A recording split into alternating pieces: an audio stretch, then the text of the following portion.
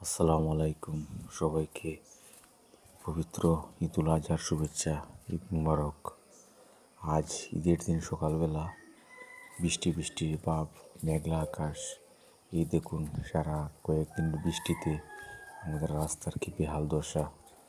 তো যাচ্ছি এখন মসজিদের দিকে ঈদের আদায় করব।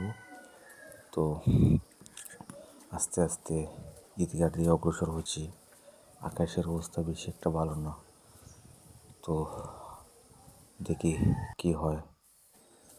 ফাইনালি চলে আসছি মসজিদের কাছাকাছি, এই ঈদগার দিকে চলে আসছি। আর বেশি হতে 2 মিনিট লাগবে চলে যাওয়া মসজিদের ভিতরে। এই আমার সামনে আরেকজন যাচ্ছে খুব স্পিরিটে, কারণ এই ফাইনালি চলে আসছি আমাদের ঈদগাহে। যে আমাদের আরও আধা ঘন্টা সময় বাকি আছে।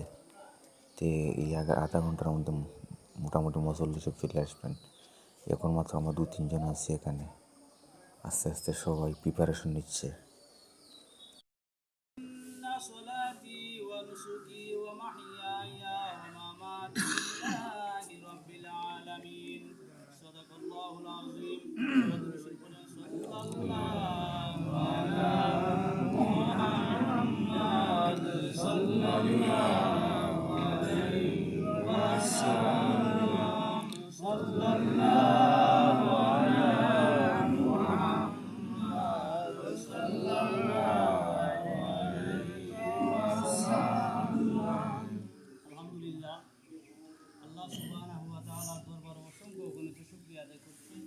যে মহান রব্বুল আলামিন আজকে পবিত্র ঈদুল আজহার নামাজ পড়ার জন্য আল্লাহ রব্বুল আলামিন আপনাকে আমাকে প্রত্যেকে ঈদগাহ ময়দানে জমায়েত হওয়ার যে সুযোগ আল্লাহ দান করেছেন, এই জন্য আল্লাহ রব্বুল আলামিন শুকরিয়া আদায় করি সবাই আলহামদুলিল্লাহ। আলহামদুলিল্লাহ।